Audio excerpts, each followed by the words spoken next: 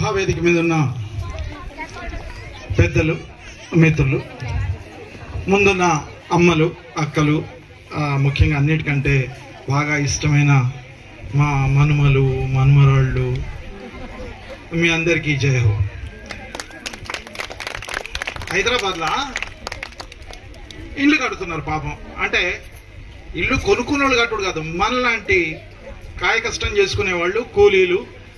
మనం కడితేనే కదా, ఎంత పెద్ద బిల్డింగ్ అయినా మనం కడితేనే కడుతున్నారు.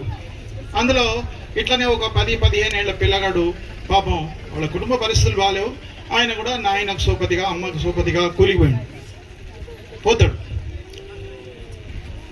ఆ ఇటుకలు అందించుడు, ఇసుక అందించుడు, సిమెంటు, రాళ్ళు, సలాకలు అందిస్తూ ఆయన ఒక గుణిగాడు, రాగం పెట్టి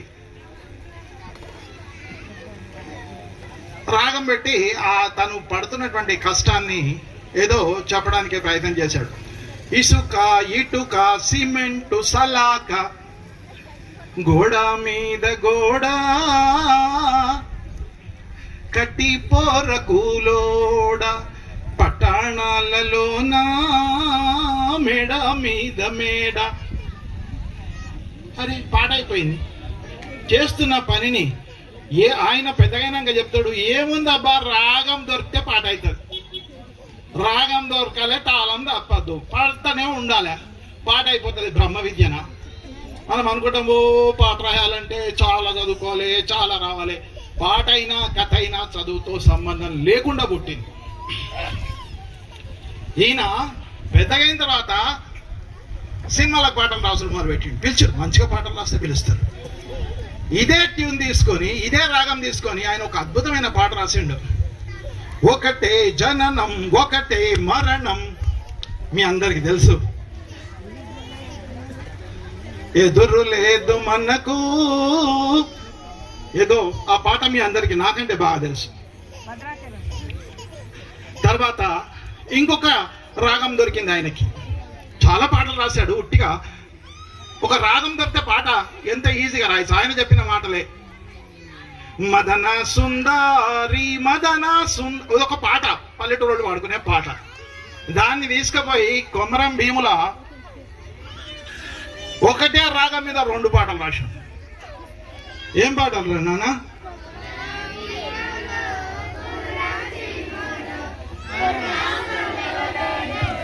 రాగం దొరికింది, గదే రాగం పల్లెటూరులో దొరికింది. మదనా సుందారి కొమరం భీముడో ఎంత అద్భుతమైన పాట రాశాడు. ఇంకో పాట ఏంద్రా? రాగం ఒక్కటే సినిమాలో 2 పాటలు రాశాడు. ఒక కూలి, మనలాంటి ఒక శ్రామికుల బిడ్డ ఈరోజు ఒక ఆస్కారు పొందినటువంటి సినిమాలో అద్భుతమైనటువంటి పాటలు రాశాడు. ఏమైతుంది, ఎందుకు రాయాలి మా పిల్లలు పాటలు? ఏదో చదువుకోవాలి, సర్టిఫికెట్ తీసుకోవాలి. నిజమే, అవసరం. మనకి బతకాలంటే ఉద్యోగం కావాలి. కానీ మారిన పరిస్థితుల్లో సర్టిఫికెట్ ఒకటి ఉంటే ఉద్యోగం వచ్చే పరిస్థితి లేదు కదా. ఇంకా చాలా కావాలి. ధైర్యంగా మాట్లాడడం రావాలా, ఎదుటివాడిని అర్థం చేసుకోవడం రావాలా, వాళ్ళని బుజ్జగించడం రావాలి, బెదిరించడం రావాలి, ఒప్పించడం రావాలి. రకరకాల భాషా నైపుణ్యాలు అంటారు. అవన్నీ రావాలంటే ఎట్లొస్తాయి? స్కూళ్ళల్లో చెప్పే పరిస్థితి లేదబ్బా. పాఠం చెప్తారు, పరీక్ష పెడతారు. కానీ సమాజాన్ని అర్థం చేసుకోవడం, మన చుట్టూ ఉన్న వాళ్ళని అర్థం చేసుకోవడం, వాళ్ళతో మనం ఎట్లా మెలగాల, ఇంటోళ్ళతో ఎట్లుండాలి, బయటోళ్ళతో ఎట్లుండాలి, పెద్దోళ్ళతో ఎట్లుండాలి, చిన్నోళ్ళతో ఎట్లుండాలి, అందరితో ఎట్లుండాలి, ఏ సమయంలో ఎట్లుండాలి, ఎవడు చెప్పాలా? కథలు చెప్తాయి, పాటలు చెప్తాయి. వెనకటికి మీ అందరికీ గుర్తున్నది, అక్క, అమ్మ, మీరందరికీ తెలుసు. మీ పెద్ద మనుషులు కూర్చుని కథలు చెప్తుంది. పోయింది. ఇప్పుడు కథలు చెప్పేవాడు రెండోడు చెప్తే చిన్నోడు చెప్పాలి, లేకుంటే ఇంకెవడో చెప్పాలి. కానీ మన ఇళ్ళల్లో కూర్చొని మంచి మంచి కథలు చెప్పిండ్రు. ఆ కథలు ఏంటంటే, అరే నాయన బతికిట్లుంటుందిరా, సింహంలాగా వచ్చేటువంటి శత్రువులు, కష్టాలు, రోగాలు, దుర్మార్గులు మన చుట్టూ ఉంటారు. మనం కుందేళ్లలాగా ఉంటాం. కానీ ఈ కుందేలు సింహాన్ని ఓడించిన కథ మన తాత చెప్పిండు. కథ జీవితాన్ని చెప్తుంది. అందుకే మన పిల్లలు కథలు రాయాలని ఒక ప్రయత్నం చేస్తే కథలు రాసిండ్రు. కథ ఎవడో చెప్పిన కథ కాదు. పిల్లలన్నీ తమ జీవితంలో తమ చూసినాయి, తమ విన్నాయి, తమకు తెలిసినాయి, తమకు అనిపించినాయి కథలు రాసిండ్రు. మరి ఇక పాటకు వస్తే, పాట అయినా కథ అయినా చదువు పుట్టక ముందే పుట్టింది. ఇప్పటికి కూడా పల్లెటూళ్ళల్లో మన అమ్మలు నాయనలు చదువుకోనోళ్ళు కథలు అల్లుతారు, పాటలు కడతారు. దాన్ని రాయాలంటే అక్షరాలు రావాలి కానీ, దాన్ని చదవాలంటే అక్షరాలు రావాలి కానీ, పాట చదివేది కాదు, పాడేది. పాట పాడతారు. పాట పాడడానికి పెద్ద సంగీతం నేర్చుకోనక్కర్లా. మొట్టమొదట పాట పుట్టింది మనలాంటి వాళ్ళ దగ్గరనే. కష్టంలోంచే పాట పుట్టింది. పట్రా పట్టు ఐస్, గట్టిగా పట్టు ఐస్. వెనకటికి మరి ఈ లైట్ స్తంభాలు వేసేటోళ్ళు. సీను నాకు ఎంత టైం ఇస్తావో నాకు తెలియదు, 5-10 నిమిషాలు తీసుకుంటే ఎక్కువ తీసుకో. ఈ లైట్ స్తంభాలు వేసేటోళ్ళు. ఈ లైట్ స్తంభాలు వేయడానికి పాపం వాళ్ళు తవ్వాలే, పెద్ద పెద్ద స్తంభాలు, ఇంత స్తంభాలు ఉండేవి, లేపాల్సి వస్తుండే. ఆ లేపుతూ కష్టం మర్చిపోవడానికి పట్రా పట్టు ఐస్, గట్టిగా పట్టు ఐస్, ఇంకా లేపు ఐస్. పనిలోంచి పాట పుట్టింది. పల్లెటూరోళ్లలో మనం గమనిస్తే, మన శ్రమ చేసుకునే వాళ్ళల్లో మనం గమనిస్తే జీవితం అంతా పాటలే. పుడితే పాట, తొట్లలేస్తే పాట కదా. పేరు పెట్టిన రోజు పాటలు, పుట్టినరోజు పాటలు, పిల్లగాడికి బువ్వ పెట్టాలంటే పాటలు, పెయ్యి మీద నీళ్లు పోయాలంటే, స్నానం చేయాలంటే పాటలు. ఎన్ని పాటలు ఉన్నాయి, అన్ని పోయినాయి, అన్నీ కనబడకుండా పోయినాయి. కానీ ఆ రాగాలు ఎక్కడైనా దొరికితే వాటిని పట్టుకొని సినిమాలో ఎత్తుకుపోయి డబ్బు కోసం వాళ్ళు పాటలు ఏదో నడిపించుకుంటున్నారు, సంతోషమే. కానీ మన పాటలు, మన రాగాలు మనం కాపాడుకోవాలి కదా అనే ఒక ప్రయత్నం ఈ పిల్లలను పట్టుకొని మేము చేశాం. పిల్లలు ఏం రాశారు, ఎక్కువ టైం తీసుకుని ఉపన్యాసాల సమయం కాదు కాబట్టి మనం పాటలు వినాలి. పిల్లలు 1-2 డాన్సులు, మొదట ఒక డాన్స్ చూసినాం, అది వాళ్ళు రాసిన పాట. నిజంగానా సార్ మా పిల్లలు పాట రాసిండ్రా? మా సీను కూడా అదే అన్నాడు, ఓ మా పిల్లలకు పాటలు రాయొస్తుందా? వాళ్ళు కూడా అట్లా అన్నారు, తాతయ్య మాకు పాటలు రాయొస్తుందా? రాయండి రా మీరు, ఇట్లా రాయండి. రాశారు. 2వ వర్క్షాప్ కల్లా పిల్లలకు ఒక ధైర్యం వచ్చింది, మేము పాటలు రాస్తాం. అద్భుతంగా పాటలు రాశారు. ఎక్కడెక్కడి విషయాలు కాదు, వాళ్ళ విషయాలు. ఇక్కడ మనం ముందే చూసాం, చిరు చిరు నవ్వులు నవ్వుతారు, చిలిపి చేష్టలు చేస్తారు, సంతోషంగా ఉంటారు పిల్లలు. నిజంగానే వాళ్ళకి ఎన్ని కష్టాలు, తిండి లేకున్నా, నిద్ర, అసలు తిండి లేకపోతే ఒక సమస్య అయితే, తిండి లేని వాళ్ళు మన దేశంలో కోట్ల మంది ఉన్నారు. అదొక సమస్య అయితే అసలు నిద్ర కూడా పోయే పరిస్థితి లేదు. ఒక అమ్మాయో అబ్బాయో నిద్ర మీద రాశారు, నువ్వంటే నాకు చాలా చాలా ఇష్టమే నిద్ర. నిజంగా నిద్ర లేక, అవును నిద్ర లేని రాత్రుళ్ళు ఎన్నో. ఎక్కడో యుద్ధం అవుతుంది, నిజమే. ఇక్కడ మన బతుకంతా యుద్ధమే కదబ్బా. జీవితమే ఒక యుద్ధంగా బతుకుతున్నటువంటి ప్రజల మధ్యన మన చుట్టూ ఉన్నారు. మీ బతుకులంతా ఒక్కొక్కళ్ళ బతుకు యుద్ధమే. ఎంత కష్టంలో ఉన్నాం మనం, ఎంత కష్టపడుతూ మన పిల్లల్ని ఒక వృద్ధిలోకి తీసుకురావడానికి ప్రయత్నం చేస్తున్నాం. మొట్టమొదటిసారి ఆ కుటుంబాల్లో చదువుకుంటున్నటువంటి పిల్లలు ఈరోజు పాటలు రాస్తున్నారు. ఈరోజు నిజంగానే నేను చెప్పాను ఇంతకుముందు, కూలీ పిల్లవాడు పాటలు రాశాడు. ఈరోజు ఒక పాట రాస్తే వాళ్ళు 50,000 నుంచి ₹1,00,000 ఒక ఇన్కమ్. వాళ్ళకి ఒక పేరు, ఒక ఆలోచన, ఒక సృజన, ఒక ధైర్యం, ఒక గౌరవం సమాజంలో దొరుకుతుంది. అంతేకాదు మనం మన తరతరాలుగా అందినటువంటి ఒక సంపదని మనం కాపాడుకున్నట్టు అవుతుంది. సరే, ఇప్పుడు ఇక్కడ పిల్లలు ఇంకొక డాన్స్ చేస్తారు. 1-2 పిల్లలు, అంటే పాట రాయడం అనేది శిల్పాన్ని చెక్కడం లాంటిది నా ఉద్దేశంలో. పాట రాసిన తర్వాత పాడడం అనేది దానికి ప్రాణం పోయడం. పాట పాడాలి, పాడితేనే పాట, చదివేది కాదు. పాట రాసిన పాటల పుస్తకం ఇది చదువుదాం సార్, పాట చదివేది కాదు, వినేది, పాడేది.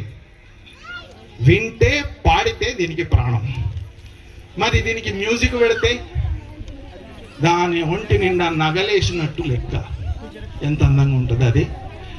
మన పిల్లలు సృష్టించిన పాట తోట. ఇందులోంచి 40 పాటలు రాశారు పిల్లలు. వీళ్ళని చూసి మన పెద్ద టీచర్లు కూడా, మన టీచర్లు అంటే ఓ పెద్ద టీచర్లుగా పాపం ఇక్కడనే చదువుకున్న వాళ్ళు, మేము కూడా రాస్తాం తాతయ్య అని రాయండి. వాళ్ళు కూడా రాశారు. 40 పాటలు వచ్చినాయి. 1-2 పాటలు ఊరికే ఒక్కొక్క నిమిషం సేపు ఇట్లా ఉట్టిగా మీకు దానికి మ్యూజిక్ పెడితే ఎంత బాగుంటుంది. మనం సినిమాలో చూస్తాం, అబ్బా ఎంత బాగా వాడిండ్రా, అబ్బా ఎంత డాన్స్ చేసిండ్రా. ఒక పాట పాడడం వెనక, ఒక పాట రాయడం వెనక, ఒక పాట డాన్స్ చేయడం వెనక, ఒక పాట చిత్రించడం వెనక కోట్ల రూపాయలు పెడతారు. అనేక మంది సహాయం చేస్తారు. కానీ మన పిల్లలు ఏం లేని పిల్లలే ఉన్న ఒక టెక్నాలజీని ఉపయోగించుకొని 1-2 పాటలు ఆ పిల్లలు రాసేవే వినిపించిన తర్వాత ఇక్కడ ఒక డాన్స్ ఉంటుంది. మన ప్రోగ్రాం దాదాపుగా అయిపోయింది అనుకుంటా. ఇది ఒక నిమిషం.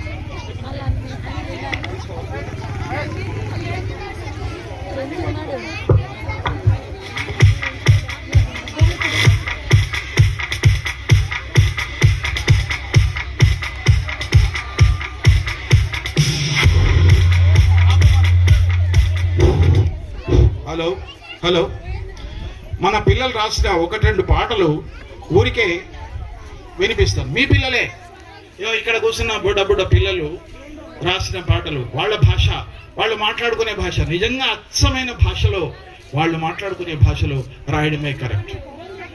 అయితే అసలు ఒక 8వ తరగతి అమ్మాయి ఎంత బాగా రాసిందంటే, పసిప్రాయం, చిన్నతనం ఎట్లుంటది, బాల్యం ఎట్లుంటది.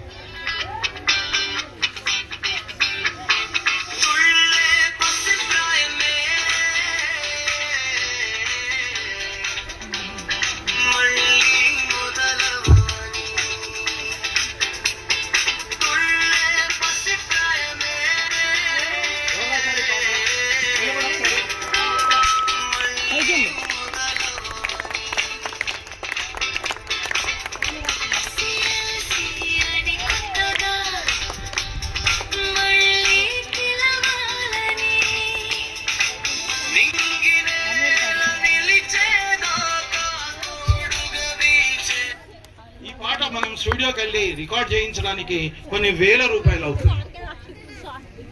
మరి అవి మన దగ్గర లేవు కదా, టెక్నాలజీని ఉపయోగించుకుందాం అనుకున్నాం. సరే పర్లేదు. ఇంకొక పాట కూర్చోండి. వచ్చిపోతున్నటువంటి పరిస్థితులలో ఆ పాప అరే ఎందుకు పోయి, అందరం మనుషులమే కదా, అందరం కలిసి ఉంటే అయిపోతుంది కదా, మనం మంచిగా ఉంటే, మనుషులుగా ఉంటే ఈ కులాలు మతాలు ఎవడు కనిపెట్టండ్రా అని. ఈ కులాలు మతాలు కనిపెట్టింది ఎవడురా? ఎవరు రాశారు ఈ పాట? ఇటు రావాలి ఒక్కసారి.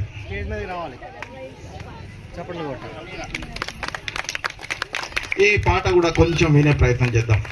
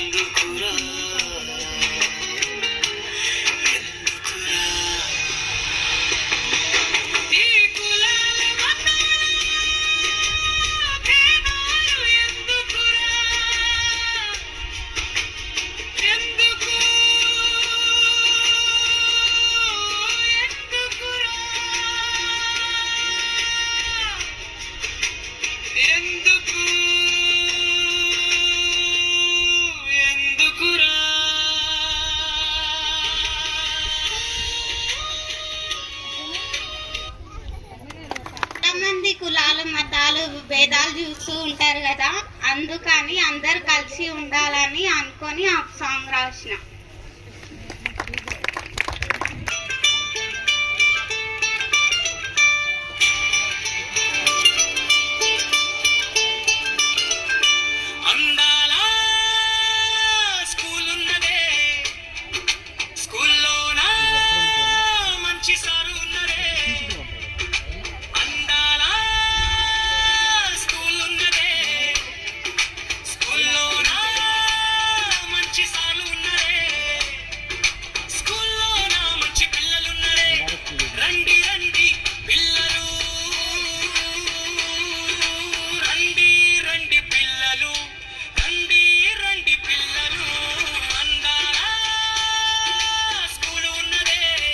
అవినాష్ అవినాష్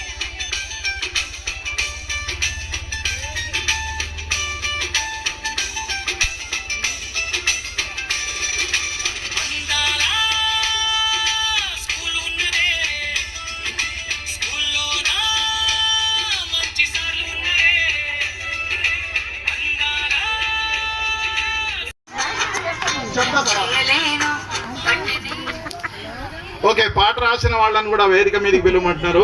ఇది మొట్టమొదటి పాట ఆ తల్లి రాసింది, రావాలి. మరి ఎక్కడుందో తెలియదు. ఆ తల్లి కూడా నేను కూడా రాస్తా సార్ అంటే, అరే రాయమంటే నేను రాయగలను అంది. అరే రాస్తావమ్మా నువ్వు రా అంటే ఆ తల్లి వంట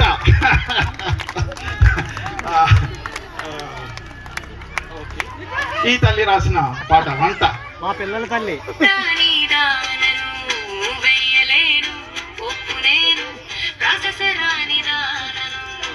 తెలుసుకొని చేద్దామనే వంటనే చేస్తున్నా, ఎంత చేద్దామన్నా రానే రావడం లేదు.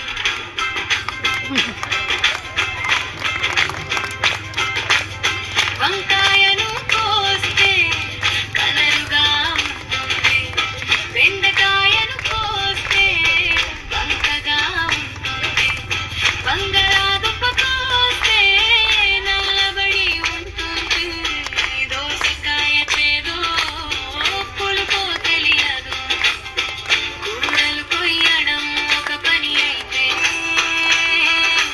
పద్ధతే మెయిన్నంట, పద్ధతే మెయిన్నంట, అదే నాకు తెచ్చే కంట, ఉప్పు కారం సరిపోదంట, ఇంకా ఏదో కావాలంట, చేయలేను వంటలేను వంకరానే దానను, వేయలేను ఒడ్డులేను రాసరాని దానను, ఒక వంటలో నా కారం వద్దు అంటారు, ఇంకో వంటలో మసాలాలు వద్దు అంటారు, యూట్యూబ్ అడిగితే అన్నీ కలిపి చెప్తుంది, వంట పుస్తకాల్లో వేరు వేరు ఉంటుంది, దేన్ని ఎలా చెయ్యాలో దేన్ని ఎలా చెయ్యాలో ఎవరు సరిగ్గా చెప్పడం లేదు, నేనే కొత్తగా చెప్పడం అంటే తింటారో లేదో డౌటే నాకు, అందుకే చేయలేను వంటనే.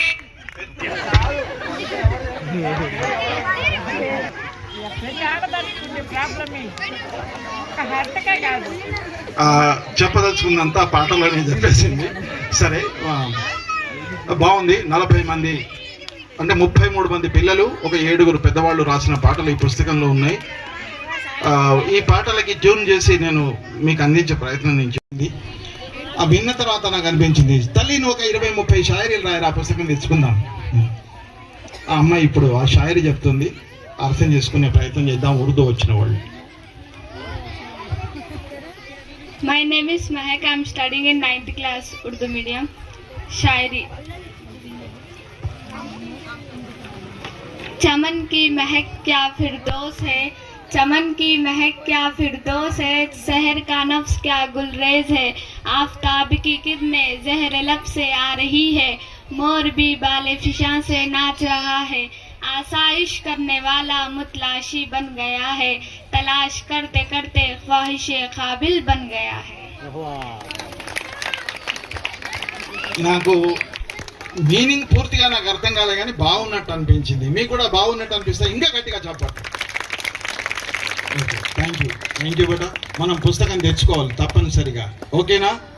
Right, thank you.